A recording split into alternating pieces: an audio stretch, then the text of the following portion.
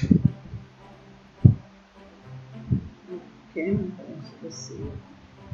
selamat pagi semua. Apa kabar kalian? Ibu berharap kita semua sehat dan baik-baik saja. Tak kurang suatu apapun. Di luar sana ada banyak jiwa yang sakit, lemah tak berdaya. Kita beruntung, masih sehat dan dapat mengikuti pelajaran hari ini. Jadi sebagai orang yang beriman, sudah sepatutnya kita bersyukur atas anugerah Sang Khalik semesta. Baiklah, kita mulai.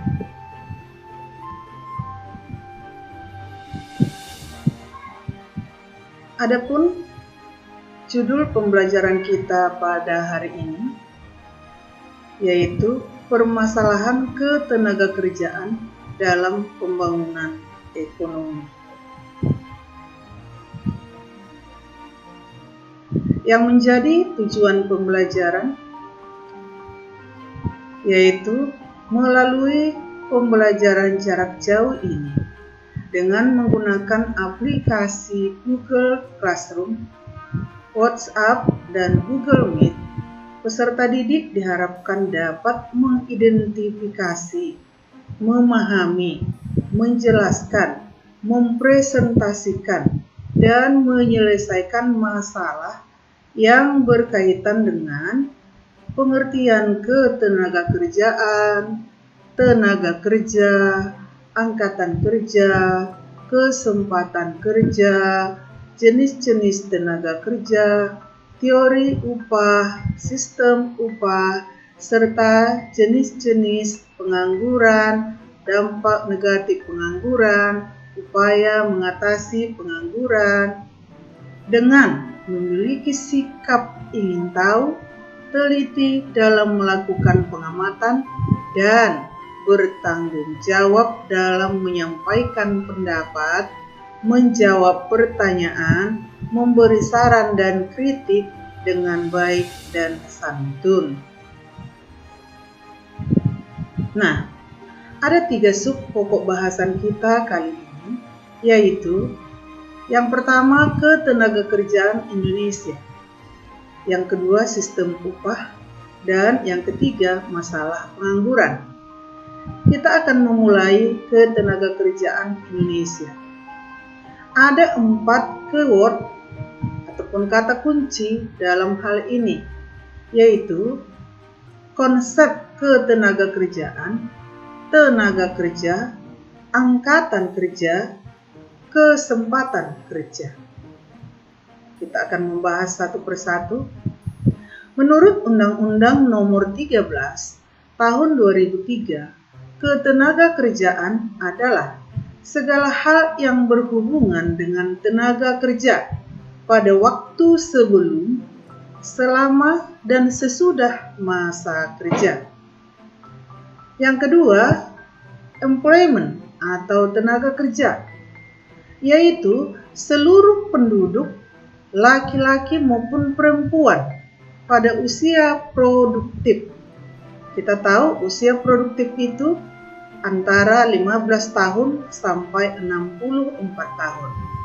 Pertanyaannya, apakah Anda semua sudah termasuk ke employment atau sudahkah Anda merupakan tenaga kerja? Nah, Ibu mau nanti ini kalian diskusikan untuk kita bahas pada saat Google Meet. Yang ketiga yaitu labor force atau angkatan kerja. Angkatan kerja adalah penduduk berusia produktif, yaitu tadi 15 sampai 64 tahun, baik yang sedang bekerja atau sedang mencari pekerjaan, yang disebut juga dengan menganggur. Nah, tingkat partisipasi angkatan kerja dapat dihitung dengan jumlah angkatan kerja per jumlah penduduk yang berusia produktif dikali 100%. Yang keempat yaitu demand for labor atau kesempatan kerja, yaitu peluang atau lowongan kerja bagi angkatan kerja untuk mendapat pekerjaan. Tingkat kesempatan kerja sama dengan orang yang bekerja per angkatan kerja kali 100%. Nah, dalam hal ini, poin yang kedua yang perlu kamu diskusikan setelah selesai melihat tayangan ini nanti, yaitu perbedaan tenaga kerja dengan angkatan kerja. Kita lanjutkan. Jenis-jenis tenaga kerja. Tenaga kerja dibagi atas. Yang pertama, tenaga kerja menurut keahlian. Terdiri dari tenaga kerja terdidik. Tenaga kerja terdidik artinya untuk mendapat satu pekerjaan, seseorang harus memenuhi syarat pendidikan, harus menempuh jalur pendidikan tertentu. Contoh, guru, dokter, manajer, dan lain sebagainya. Yang kedua, tenaga kerja terlatih, yaitu seseorang untuk mendapatkan pekerjaan cukup melalui pelatihan ataupun training. Misalnya, ada sopir, montir, salon, dan lain sebagainya. Dan yang ketiga adalah tenaga kerja yang tidak terdidik dan tidak terlatih, yaitu untuk mendapat pekerjaan ini tidak dibutuhkan pendidikan, juga tidak dibutuhkan pelatihan tertentu. Selagi seseorang masih mempunyai tenaga, maka dia dapat bekerja. Adapun contohnya adalah kuli panggul dan kuli bangunan. Jadi yang diandalkan hanya otot saja. Nah, berikutnya kita masuk ke permasalahan tenaga kerja. Di dalam tayangan ini Anda dapat melihat ada banyak sekali permasalahan yang dihadapi employment. Di sini yang pertama kita lihat, Malaysia tahan 4.000 TKI ilegal. Nah, tentu ini merupakan masalah yang sangat besar. TKI ilegal bisa masuk dengan jalur yang tidak resmi ataupun ada sesuatu yang membuat dia melanggar hukum di sana. Kemudian di sini ada juga Hero tutup 26 toko dan PHK 532 karyawan. Nah, jadi permasalahan tenaga kerja. Kemudian lagi kita lihat di sini, lulusan banyak yang menganggur. Lalu ada pertanyaan di sini, apa salah SMA kita? SMK ya, SMA dan SMK sebenarnya setara. Nah, kemudian di sini ada lagi, pekerjakan anak di bawah umur berarti belum usia produktif, yaitu tadi 15 tahun sampai 64 tahun. Di bawah umur berarti belum cukup umurnya 15 tahun. Lalu oleh KPAI mengatakan pabrik pembuat petasan langgar undang-undang ketenaga kerjaan. Berikutnya kita lihat di sini, PHK sepihak perusahaan, ratusan karyawan PT Damatex Salatiga datangi Dispenaker Kota Salatiga. Selain dari situ, tentu masih banyak sekali permasalahan-permasalahan yang dialami oleh tenaga kerja.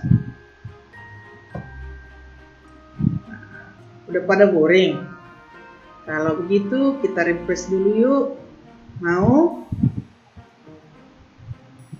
Oke, icebreaker time. Lagunya Mana di Mana Anak Kambing Saya ya. Dengan lirik sebagai berikut. Ikutin Ibu yuk. Where is this? Di mana? In front of, di depan. behind di belakang, beside is di samping, up above is di atas, under di bawah, here di sini, over there di sana. Sekali lagi, where is this di mana, in front of di depan, behind di belakang, beside is di samping, up above is di atas, under di bawah, here di sini, over there di sana. Semoga semuanya sudah fresh kembali. Oke, kita akan lanjutkan ke pokok bahasan yang kedua, yaitu sistem upah. Dalam sistem upah, kita akan mempelajari teori upah dan sistem upah yang berlaku di Indonesia. Yang pertama, teori upah. Menurut David Ricardo, yang dikenal dalam teori upah alami, mengatakan upah tergantung kekuatan permintaan dan penawaran tenaga kerja di pasar. Artinya, semakin bertambah permintaan terhadap tenaga kerja, maka tingkat upah yang akan dibayarkan akan semakin tinggi. Dan apabila permintaan terhadap tenaga kerja berkurang, maka tingkat upah yang akan dibayarkan juga akan semakin turun. Hal ini sesuai dengan hukum permintaan. Yang kedua, yaitu teori upah besi yang dikemukakan oleh Ferdinand Lassalle. Ferdinand mengatakan, upah itu dibayarkan seminimal mungkin agar pengusaha memperoleh untung sebesar-besarnya. Ini sama saja dengan kerja bakti, kerja rodi atau kerja paksa ya. Dengan terpaksa seseorang bekerja. Nah, teori yang ketiga yaitu teori upah etika yang berbunyi upah dibayar sesuai dengan beban kerja agar pekerja dapat hidup dengan layak. Berikutnya yaitu sistem upah yang berlaku di Indonesia. Yang pertama, upah menurut waktu. Artinya, seseorang akan dibayar menurut lamanya waktu dia bekerja. Ada orang yang dibayar secara harian, yaitu buruh lepas atau buruh harian. Dan ada banyak orang yang dibayar secara bulanan, seperti pegawai tetap, baik di perusahaan, swasta maupun di pemerintahan. Kemudian yang kedua yaitu upah menurut satuan ataupun hasil. Nah, menurut hasil maupun satuan ini, seseorang dibayar berdasarkan banyaknya satuan hasil yang dapat dia kerjakan. Misalnya, kalau satuannya misalnya kilogram, maka berapa banyak yang dihasilkan, berapa kilogram yang dihasilkan, dan berapa per kilonya itu dikalikan. Itulah yang harus dibayarkan. Yang ketiga, upah borongan, yaitu upah yang diberikan kepada si pemborong dengan kesepakatan terlebih dahulu, ya. Jadi antara si pemberi pekerjaan dengan penerima borongan ada kesepakatan berapa yang harus dibayarkan untuk menyelesaikan satu pekerjaan. Biasanya ini berlaku pada tukang, ya, membangun gedung, mendirikan jembatan, dan lain sebagainya. Kemudian upah dengan sistem mitra usaha. Maksudnya, seseorang dibayar seperti biasanya, dibayar setiap bulannya, namun selain dari situ, dia akan menerima upah dalam bentuk saham. Tujuannya apa? supaya karyawan itu merasa memiliki terhadap perusahaan. Dengan demikian, ketika seseorang merasa memiliki, ketika seseorang merasa bagian dari perusahaan, tentu dia akan berusaha dengan berbuat yang terbaik, berusaha semaksimal mungkin, sebaik mungkin, supaya perusahaan memperoleh keuntungan, karena dia sadar bahwa perusahaan itu juga sebagian miliknya. Kemudian upah dengan sistem bonus. Sistem bonus biasanya ini akrab dengan sales. Ada target tertentu yang harus dikejar oleh para sales. Ketika seseorang mencapai target yang ditentukan, kita contohkan misalnya sales sepeda motor. Kalau dia berhasil menjual sepeda motor 5 unit, berarti tercapai targetnya. Maka dia berhak atas bonus yang akan diberikan perusahaan. Apalagi kalau dia dapat mencapai lebih dari target tersebut, dia akan semakin mendapat bonus yang lebih banyak. Itu maksudnya.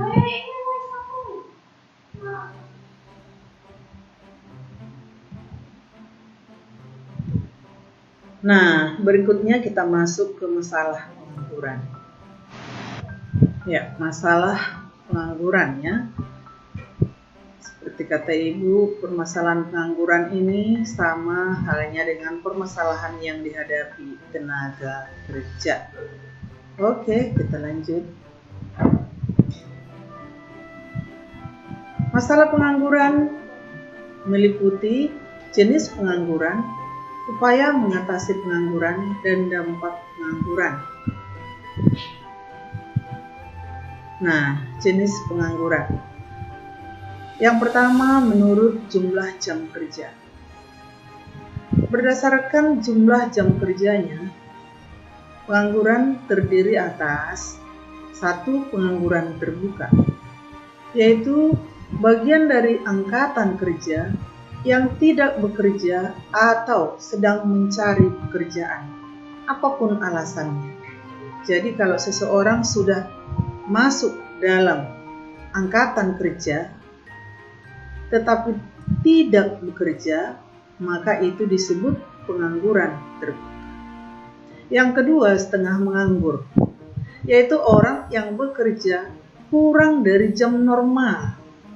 Jam normal itu untuk seorang pekerja adalah 35 jam per minggu.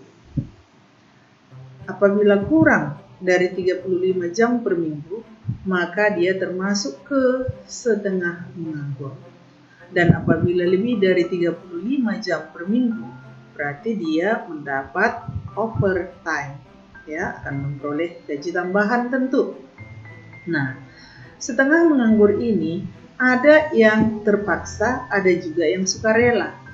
Bagi yang terpaksa, sebenarnya dia masih menginginkan pekerjaan yang lain untuk menambah penghasilan, tetapi karena tidak menemukan pekerjaan, mau tidak mau dia harus bekerja kurang dari 35 jam per minggu. Sedangkan yang setengah menganggur sukarela, yaitu apabila seseorang bekerja kurang dari 35 jam per minggu, tetapi dia tidak berusaha mencari pekerjaan lagi. Mungkin dia merasa sudah cukup dengan penghasilan, walaupun dia bekerja hanya di bawah 35 jam per minggu. Yang kedua dari jenis pengangguran berdasarkan penyebab terjadinya. Nah, ini terdiri dari yang pertama, pengangguran konjungtur. Pengangguran konjungtur ya, yaitu pengangguran yang terjadi akibat gelombang naik turunnya perekonomian. Konjungtur atau cyclical unemployment ya, itu terjadi ketika seseorang di-PHK dari tempatnya bekerja ketika perekonomian mengalami depresi atau bahkan resesi seperti keadaan sekarang ini dalam masa pandemi corona ini ya. Kemudian yang kedua, pengangguran struktural. structural unemployment, yaitu pengangguran yang terjadi akibat adanya perubahan struktur perekonomian. Kita tahu struktur perekonomian itu terdiri dari sektor pertanian, sektor industri, sektor perdagangan, dan sektor jasa. Nah, katakanlah misalnya seorang petani.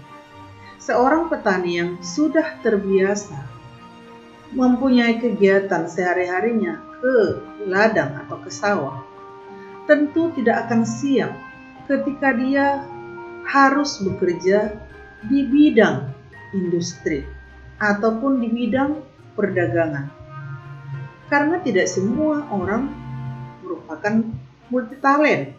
Bisa jadi dia hanya menguasai bidang di pertanian atau sebagai pekerja hanya di sektor pertanian saja.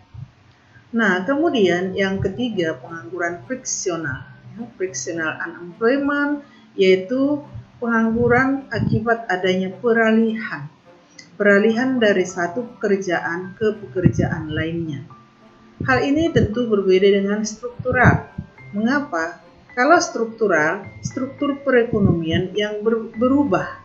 Sedangkan kalau friksional, pekerjaan seseorang yang berubah atau berpindah dari satu pekerjaan ke pekerjaan lain.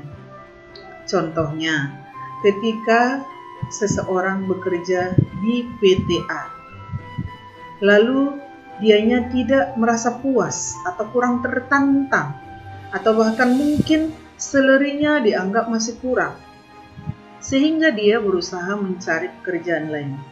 Nah, apabila dianya meninggalkan pekerjaan di tempat A, sementara pekerjaan baru belum dia temukan, maka dia termasuk pengangguran friksional. Nah, jadi ini pelajaran bagi kita semua. Kelak kalau kamu sudah terjun ke masyarakat, kelak kalau kamu sudah bekerja, jangan pernah meninggalkan pekerjaanmu sebelum kamu menemukan pekerjaan yang lebih baik.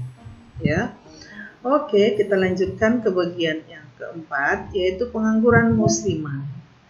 Seasonal unemployment, yaitu pengangguran yang terjadi akibat adanya perubahan musim. Perubahan musim di sini maksudnya bukan hanya perubahan musim cuaca, tetapi perubahan musim pekerjaan juga. Contoh, pada saat ada konser, panitia konser akan sibuk bekerja, bahkan mereka sering sampai overtime, lembur, untuk menyelesaikan pekerjaannya supaya ketika hari H saat konser dilaksanakan, segala sesuatunya dapat berjalan dengan baik. Namun, begitu selesai konser, maka panitia akan berhenti bekerja. Tidak ada lagi yang mau dipersiapkannya. Nah, pada saat-saat seperti itu, disebutlah dia pengangguran musiman. Menunggu ada lagi konser berikutnya. Nah, contoh yang lain, misalnya, katakanlah cuaca. Ketika terjadi badai, angin yang dahsyat, maka seorang nelayan tentu memilih tinggal di rumah daripada harus bertarung nyawa turun ke laut karena memang sedang badai, maka terjadi pengangguran musiman.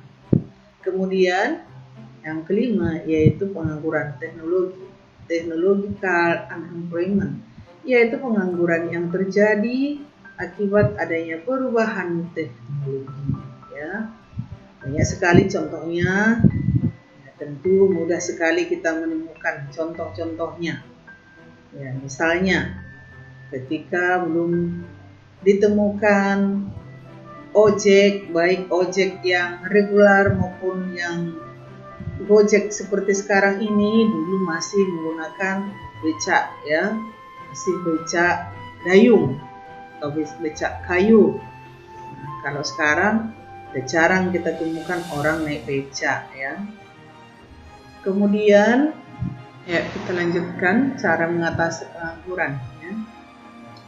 Yang pertama, pengangguran konjungtural atau siklikal dapat diatasi dengan memberi bantuan yang dikenal dengan UMK ataupun dengan bunga lunak, baik melalui kebijakan moneter maupun dengan kebijakan fiskal, ya. Pemerintah dapat mengatasi dengan kedua kebijakan itu. Kemudian pengangguran struktural dan pengangguran teknologi dapat diatasi dengan menyediakan pelatihan dan pendidikan, memindahkan tenaga kerja dari daerah yang banyak tenaga kerjanya ke daerah yang kekurangan tenaga kerja. Kemudian mendirikan industri padat karya sehingga banyak terserap tenaga kerja. Kemudian ada cara mengatasi pengangguran musiman, yaitu dengan mengadakan sosialisasi lowongan kerja dan memberi pelatihan dasar-dasar kewirausahaan, mendorong masyarakat untuk mau berwirausaha sehingga dia dapat mengisi waktunya dengan berusaha. Nah,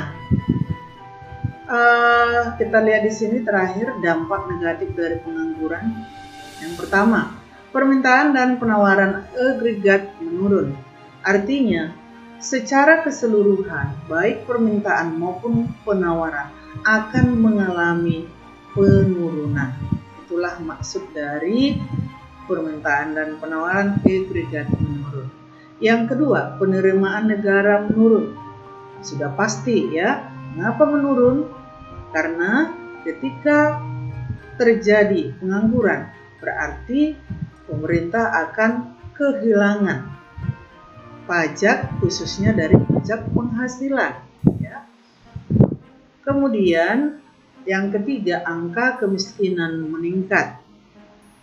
Angka kemiskinan meningkat, tak perlu Ibu jelaskan, yakin kamu bisa menjabarkan. Yang keempat, biaya sosial meningkat. Loh, apa hubungannya? Tentu sangat erat sekali. Ketika terjadi pengangguran, banyak orang yang menjadi stres, bahkan banyak orang yang sampai depresi, akan sakit jiwa. Maka untuk orang-orang yang seperti ini, ada dinas sosial yang menerima mereka, menampung mereka, ataupun rumah sakit yang menampung mereka. Nah, kalau mereka di dinas sosial, tentu kebutuhan pokok mereka, ya, kebutuhan primer mereka harus ditanggung oleh pemerintah, ya, sehingga biaya sosial meningkat. Begitu juga ketika pengangguran itu menyebabkan tingkat kriminalitas yang semakin tinggi. Nah, semakin banyak orang yang masuk penjara, maka biaya sosial di penjara juga semakin membengkak. Biaya sabun, biaya air, biaya listrik, biaya makan, walaupun makan seadanya. Namanya hidup di penjara, tidak ada orang yang enak-enak saja, ya.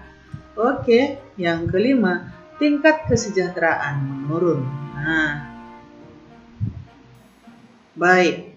Kira-kira ada nggak pertanyaan mengenai materi yang sudah kita sajikan ini? Kalau nanti kamu ada pertanyaan, Ibu harapkan kamu menuliskan, dan nanti pada saat kita mengadakan Google Meet, ya, kamu boleh tanyakan supaya semuanya lebih jelas di sana, ya. Oke. Di sini ada Ibu Sampai buat di sini materi sebuah pertemuan video kita sebagai pada hari media ini, ya. dari Apabila kemiskinan. ada- Coba kita lihat sama-sama, ya.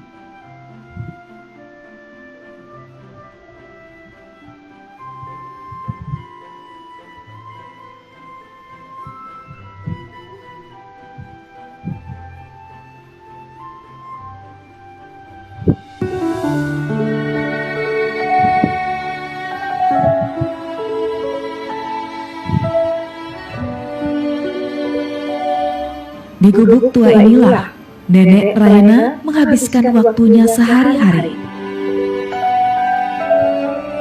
Warga Korong Kampung Tanjung Nagari Gunuang Padang Alai, Kecamatan Limakoto Timur ini hanya tinggal seorang diri tanpa ada yang menemaninya. Kondisinya sangat memprihatinkan karena tak bisa lagi berjalan semenjak 5 tahun terakhir.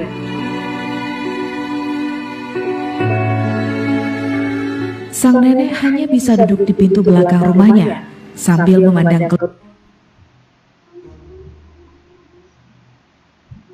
Nah, kamu boleh lanjutkan memutar video itu. Yang penting ibu sampaikan di sana, ya. Nenek itu tadi umurnya sudah 80 tahun.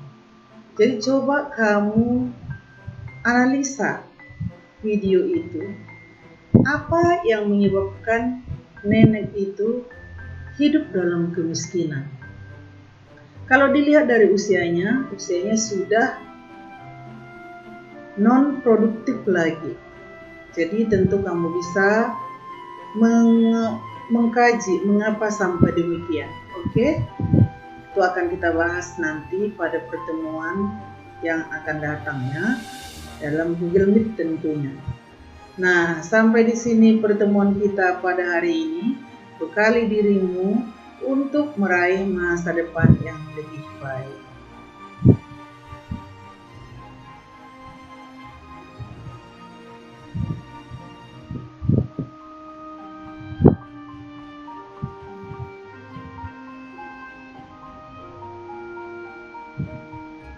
Okay, so keep your healthy, ya. Healthy body, healthy mind, and healthy soul. Oke, sebagai hiburan di akhir pembelajaran ini, Ibu putarkan sebuah video. Kamu boleh memutarnya sendiri nanti di rumah kamu.